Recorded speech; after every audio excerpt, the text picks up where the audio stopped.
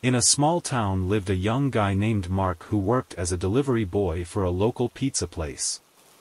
He was in his early 20s, trying to save up some money for college.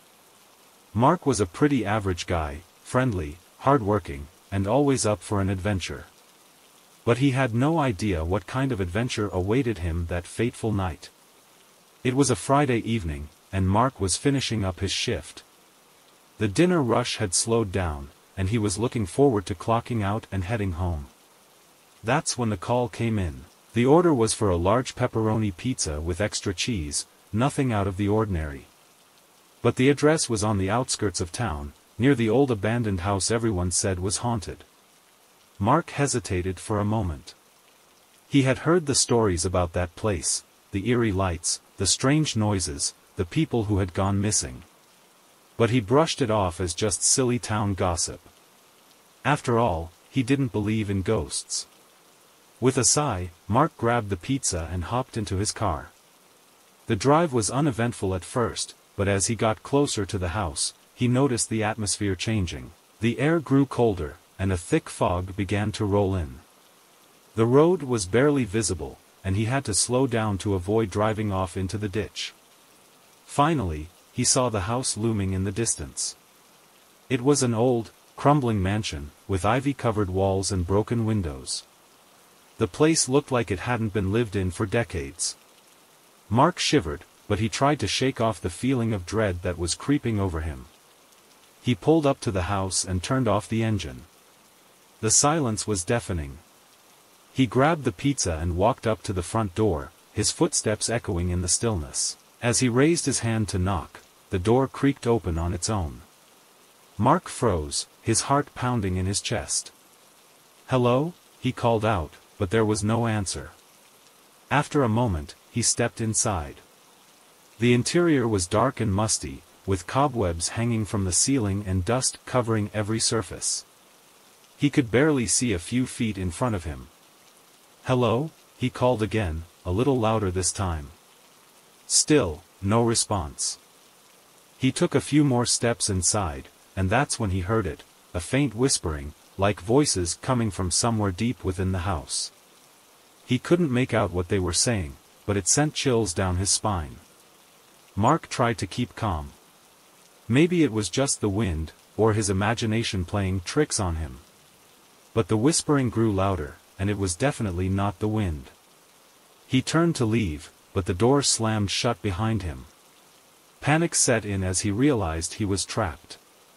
He tried to open the door, but it wouldn't budge. "Who's there?" he shouted, his voice echoing through the empty halls. The whispering stopped abruptly, and for a moment, there was complete silence. Then, he heard footsteps coming from upstairs. Mark's mind raced. Should he stay put and hope someone would come to his rescue? Or should he try to find another way out? Against his better judgment, he decided to follow the footsteps. Maybe there was someone else in the house, someone who could help him. He climbed the creaky staircase, each step feeling like an eternity. The air grew colder with every step, and the whispering started up again, louder and more urgent. At the top of the stairs, he found himself in a long hallway lined with doors. The whispering seemed to be coming from the last door on the right. Mark walked down the hallway, his heart in his throat. He reached the door and slowly pushed it open. Inside, he saw a small, dimly lit room. In the center of the room was an old rocking chair, and in the chair sat a figure, its back turned to him. "Excuse me," Mark said, his voice trembling. The figure didn't move. He took a step closer. "I have your pizza." The figure remained still. Mark's hands were shaking as he reached out to tap the figure on the shoulder. As soon as he touched it, the figure turned around, revealing a grotesque, decayed face. Its eyes were hollow sockets, and its mouth was twisted into a horrifying grin. Mark screamed and stumbled back, dropping the pizza. The figure stood up and started moving toward him, its movements jerky and unnatural. He turned and ran, his mind a blur of terror. He had to get out of there, but he couldn't remember the way back. The whispering was deafening now, and it seemed to be coming from all around him. He burst into another room, slamming the door behind him. He leaned against the door, trying to catch his breath. Suddenly, the whispering stopped. He opened his eyes and found himself in a room filled with old photographs. They were all of the same family, a man, a woman, and a little girl. As he looked closer, he realized the little girl was the same figure he had seen in the rocking chair. Mark's blood ran cold. He backed away, bumping into a table. Something fell to the floor with a clatter. He looked down and saw an old, leather-bound book. He picked it up and started flipping through the pages. It was a diary, filled with entries about the family's life in the house. The last few entries were written by the little girl, and they described strange occurrences, voices, moving objects, and a growing sense of dread. The final entry was dated the night the family disappeared. It simply read, "They're here. They won't let us leave. We're trapped forever." Mark's heart raced as he realized what had happened. The family hadn't left, they had been taken by whatever was haunting the house. And now, it had him too. He had to get out. He threw the diary aside and ran back into the hallway. The whispering started again, louder and more menacing. He raced down the stairs, almost tripping in his haste. He reached the front door and pulled with all his might. This time, it opened. He stumbled outside, gasping for air. He didn't stop running until he was back in his car, speeding away from the house as fast as he could. When he finally got back to the pizza place, he was pale and shaking. His boss took one look at him and sent him home. Mark never went back to that house, and he quit his job the next day. He later found out that the house had a dark history. The family who lived there had disappeared without a trace, and everyone who had tried to investigate had either gone missing or fled in terror. Mark considers himself lucky to have escaped with his life. But even now, years later, he can still hear the whispering in his nightmares. So, the next time you're out delivering late at night, be careful. You never know what might be waiting for you in the dark. Sam, a delivery boy for a local courier service. Sam had been doing this job for a couple of years and thought he'd seen it all: odd hours, weird customers, and all sorts of strange encounters. But one night would change everything. It was a gloomy Tuesday evening, and Sam was on his last delivery of the day. The address was an old mansion on the outskirts of town, a place he'd never delivered to before. As he drove out of the city and into the countryside, the streets grew darker and more desolate. He finally arrived at the mansion, an enormous, decaying structure that looked like it had stepped out of a gothic horror novel. Sam parked his van and got out, clutching the package tightly. The air was thick with fog, and the only sound was the crunch of gravel under his feet. He approached the front door, an imposing wooden structure with ornate carvings. As he raised his hand to knock, the door creaked open on its own, revealing a dimly lit foyer. "Hello?" Sam called out, but there was no response. He stepped inside, hoping to find someone to sign for the package. The interior was dark and musty, with old portraits lining the walls and cobwebs hanging from the ceiling. He took a few more steps, his footsteps echoing in the silence. Suddenly, he heard a faint whispering, like voices coming from somewhere deep within the house. He couldn't make out the words, but they sent shivers down his spine. He called out again, but the whispering only grew louder. Feeling uneasy, Sam decided to leave the package on a nearby table and get out of there. But as he turned to go, he heard footsteps behind him. He spun around, but there was no one there. The whispering had stopped, replaced by an eerie silence. He quickened his pace, heading back to the front door. But when he reached for the handle, it wouldn't budge. Panic set in as he tried to force the door open, but it was as if it had been locked from the outside. "Hey! Let me out," he shouted, banging on the door. Suddenly, the whispering started again, louder and more insistent. He could hear it all around him, a cacophony of voices overlapping and merging into a horrifying chorus. Desperate to escape, Sam ran deeper into the house, hoping to find another way out. He stumbled through dark hallways and empty rooms, the whispering following him wherever he went. It felt like the walls were closing in on him, the air growing colder with every step. He finally found himself in a small, dimly lit room. In the center of the room was a table, and on the table was an old, dusty book. The whispering stopped as soon as he entered, replaced by an oppressive silence. Curious and terrified, Sam approached the table and opened the book. The pages were filled with strange symbols and writings he couldn't understand. But as he flipped through, he found a page with his name written on it. His blood ran cold. The page described everything that had happened to him that night, as if it had been written in real time. The last line read, "He will never leave." At that moment, the door slammed shut behind him, and the whispering started again, louder than ever. Sam tried to open the door, but it was locked tight. He was trapped. The next morning, the courier service reported Sam missing. His van was found abandoned outside the old mansion, but there was no sign of him. The mansion itself was searched, but it appeared empty and untouched. Sam was never seen again, and the package he was delivering was never found. To this day, the mansion stands abandoned, a grim reminder of the night Sam disappeared. So, the next time you're out delivering late at night, remember Sam's story. You never know what might be waiting for you in the dark.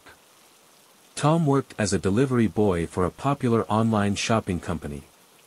He'd been at it for a few months and was getting used to the late-night deliveries. One night, he received an order for a remote area just outside town. The address was a cabin deep in the woods, a place he'd never been before. It was already late, and Tom wasn't thrilled about the idea of driving through the woods in the dark. But he needed the job, so he loaded the package into his van and set off. The drive was long and uneventful, but as he got closer to the destination, the road became rougher and more isolated. The dense trees blocked out most of the moonlight, making it hard to see. He finally arrived at the cabin, an old, decrepit building surrounded by dense forest. The place looked abandoned, with broken windows and an overgrown yard. Tom parked his van and got out, package in hand. As he approached the front door, he felt a sense of unease. The air was heavy and still, and the only sound was the distant hoot of an owl. He knocked on the door, but there was no answer. He knocked again, louder this time, but still nothing. He was about to leave the package on the porch when he heard a noise from inside, a faint rustling, like someone moving around. "Hello?" he called out, but there was no response. After a moment, the door creaked open on its own, revealing a dark, empty hallway. "Hello. I have a delivery for you," Tom said, stepping inside. The interior was cold and musty, with old furniture covered in dust and cobwebs. He took a few steps down the hallway, his footsteps echoing in the silence. Suddenly, he heard a door slam shut somewhere in the house. He jumped, his heart racing. "Is anyone there?" he called out, but there was no reply. He decided to leave the package on a nearby table and get out of there. But as he turned to go, he saw something that made his blood run cold, a figure standing at the end of the hallway, shrouded in darkness. "Hey! Who are you?" Tom shouted, but the figure didn't move. He took a step closer, trying to get a better look. As he did, the figure slowly retreated into the shadows, disappearing from sight. Tom's mind raced. Maybe it was just his imagination, or a trick of the light. But the sense of dread was overwhelming. He had to get out of there. He turned and headed back toward the front door, but it was closed. When he tried to open it, it wouldn't budge. "No, no, no," he muttered, pulling on the handle with all his might. Suddenly, the lights went out, plunging the house into darkness. Tom fumbled for his phone, using the flashlight to find his way. The beam of light cut through the darkness, revealing the eerie interior of the cabin. He heard the rustling again, closer this time. He turned around and saw the figure standing right behind him, its face hidden in shadow. "What do you want?" Tom shouted, backing away. The figure didn't answer. Instead, it raised an arm and pointed toward the stairs. Tom had no choice.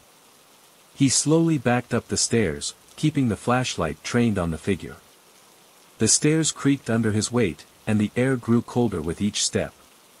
At the top of the stairs, he found a door slightly ajar. He pushed it open and stepped inside, finding himself in a small, dusty room. The figure was gone, but the sense of dread remained. On the floor, he saw an old, leather-bound book. Curiosity got the better of him, and he picked it up, flipping through the pages.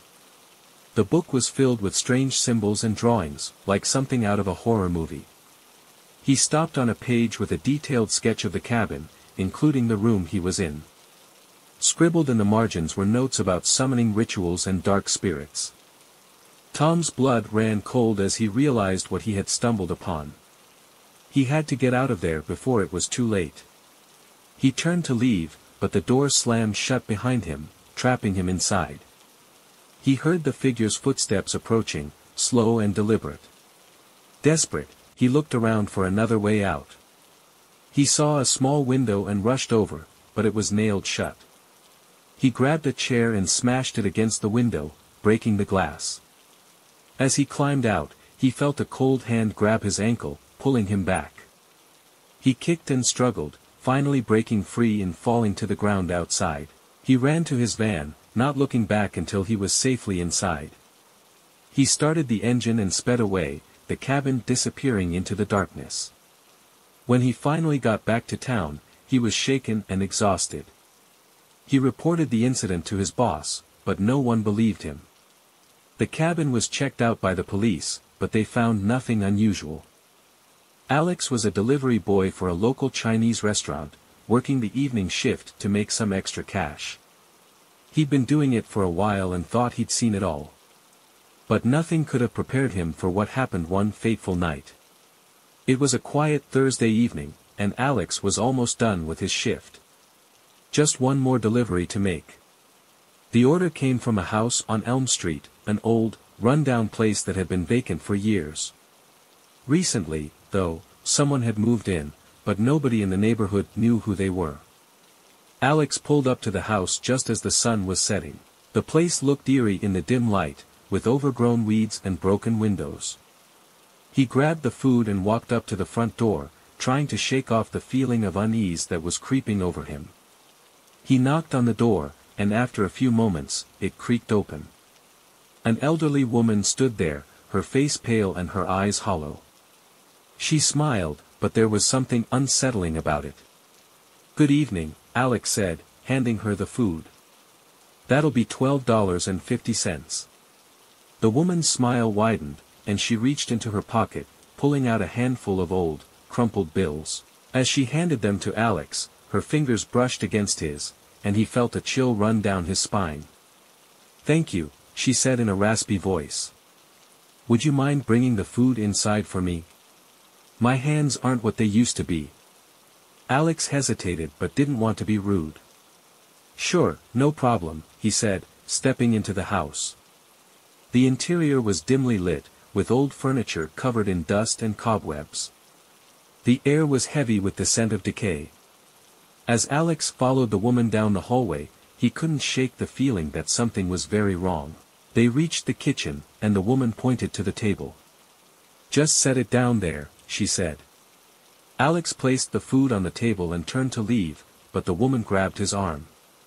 Her grip was surprisingly strong. "Stay for a while," she said. "It's been so long since I've had company." Alex pulled his arm free, trying to hide his discomfort. "I'm sorry, but I have other deliveries to make," he said, backing toward the door. The woman's expression changed, her smile fading into a look of sadness. "Please," she said softly. "Just for a moment." Against his better judgment, Alex nodded. "Okay, but just for a minute," he said, sitting down at the table. The woman sat across from him, her eyes never leaving his. "Thank you," she said. "It gets so lonely here." Alex glanced around the room, noticing the photographs on the walls. They were all of the same family, a man, a woman, and a young boy. The photos looked old, from decades ago. "Are these your family?" he asked, trying to make conversation. The woman nodded, her eyes filling with tears. "Yes," she said. "They're all gone now. It's just me." Alex felt a pang of sympathy. "I'm sorry to hear that," he said. "It must be hard living here alone." The woman's expression turned somber. "It is," she said. "But sometimes, I feel like they're still here, watching over me." Alex shivered, glancing around the room again. The shadows seemed to move, and he could have sworn he heard a faint whispering. "I really should go," he said, standing up. "I'm already late for my next delivery." The woman's face fell. "Of course," she said. "Thank you for keeping me company." As Alex walked back down the hallway, he couldn't shake the feeling that he was being watched. He reached the front door and quickly stepped outside, breathing a sigh of relief. Just as he was about to get into his car, he heard the woman's voice behind him. "Wait," she called out. Alex turned to see her standing on the porch, holding something in her hand. "You forgot your tip," she said, handing him a small, old-fashioned coin. "Thank you," Alex said, taking the coin. "Have a good night." The woman smiled and nodded. "You too," she said, her voice echoing in the still night air. Alex got into his car and drove away, glancing at the house in his rearview mirror. It looked dark and lifeless, like no one had lived there in years. When he got back to the restaurant, he showed his boss the coin. His boss's eyes widened in shock. "Where did you get this?" he asked. "From the woman at the house on Elm Street," Alex replied. His boss shook his head. "That's impossible," he said. "That house has been abandoned for over 20 years. The last people who lived there were an elderly couple and their grandson. They all died in a fire, and no one's lived there since." Alex felt a chill run down his spine. "But I saw her," he insisted. "I talked to her." His boss shook his head again. "You must have imagined it," he said. "There's no way anyone could be living there." Alex left the restaurant that night, feeling more confused and scared than ever. He still has the coin, a chilling reminder of that night. And every time he looks at it, he remembers the woman and the house on Elm Street. So, if you're ever out making deliveries late at night, be careful where you go. You never know who, or what, you might encounter. Ethan was a delivery boy for a local pizza place. It was a job he liked, mostly because of the tips, and he didn't mind working late. One night, as he was finishing up his shift, a call came in just as the clock struck midnight. Last one of the night, he thought, picking up the order. The address was an old house at the edge of town, a place he'd never delivered to before. The streets were deserted as he drove, the city lights fading into darkness as he approached the outskirts. The house was an old Victorian, standing alone at the end of a long, winding road. It looked abandoned, with boarded-up windows and an overgrown yard. But the porch light was on, casting an eerie glow on the front steps. Ethan parked his car and grabbed the pizza, heading up to the front door. He knocked, and after a few moments, the door creaked open. A young woman stood there, her eyes wide and her face pale. "Good evening," Ethan said, handing her the pizza. "That'll be $15.50. The woman's hand trembled as she reached into her pocket and pulled out a few crumpled bills. "Keep the change," she whispered, her voice barely audible. Ethan noticed her hands were icy cold when she handed him the money. He felt a shiver run down his spine. "Thanks," he said, turning to leave. "Wait," she said suddenly, her voice more urgent. "Can you do me a favor?" Ethan hesitated. "Sure, what do you need?" "Can you come inside for a moment?" she asked. "I need help moving something." Ethan didn't want to go inside, but the look in her eyes was desperate. "All right," he said, stepping into the house. The interior was dimly lit, with old furniture covered in dust and cobwebs. The air was heavy with the scent of mildew. As they walked through the hallway, Ethan noticed family photos on the walls, pictures of the woman with an older couple and a young child. They reached a door at the end of the hallway. The woman opened it, revealing a dark basement. "Down here," she said, her voice trembling. Ethan's instincts screamed at him to turn and run, but he didn't want to leave her alone. He followed her down the creaky stairs, his heart pounding in his chest. The basement was cold and damp, with concrete walls and a dirt floor. In the corner was an old trunk, covered in dust and cobwebs. "Can you help me move this?" she asked, pointing to the trunk. Ethan nodded, grabbing one end while she took the other. As they lifted it, the trunk creaked open slightly, and a foul smell filled the air. "What's in here?"